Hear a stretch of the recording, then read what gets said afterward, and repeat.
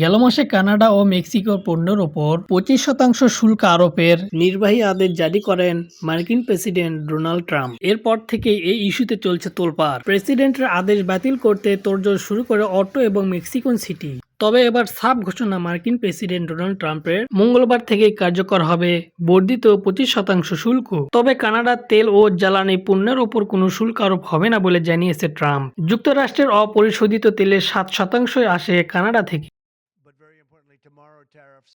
অনেকেই আমাকে বলেছিলেন এপ্রিলের শুরুতে এই শুল্ক আরোপ কার্যকর করতে, কিন্তু আমি তা নাকচ করে দিয়েছি। আমি আরো 1 মাস নষ্ট করতে চাইনি। তাই মঙ্গলবার থেকে মেক্সিকো ও কানাডার উপর এই 25% শুল্ক কার্যকর হবে। ট্রাম্পের এমন ঘোষণার পর স্বভাবতই ক্ষুব্ধ মেক্সিকো ও কানাডা। যুক্তরাষ্ট্রের ওপর দেশ দুটি পাল্টা শুল্ক আরোপের ঘোষণা দেয়। মাদক পাচারের বিরুদ্ধে যে অভিযোগ আনা হয়েছে কানাডার ওপর, তার কোনো ভিত্তি নেই। এই শুল্ক ঠেকাতে আমরা প্রচেষ্টা চালিয়ে যাব, কিন্তু যুক্তরাষ্ট্র আমাদের ওপর যদি বর্ধিত শুল্ক আরোপ করে তাহলে আমরা প্রস্তুত আছি। একই ধরনের শক্তিশালী জবাব দেওয়া হবে কানাডার তরফ থেকে। যুক্তরাষ্ট্র কি করবে সেটা তাদের ওপর নির্ভর করছে। তারা যদি কোনো সিদ্ধান্ত নেয় তাহলে আমরাও পাল্টা সিদ্ধান্ত নেব।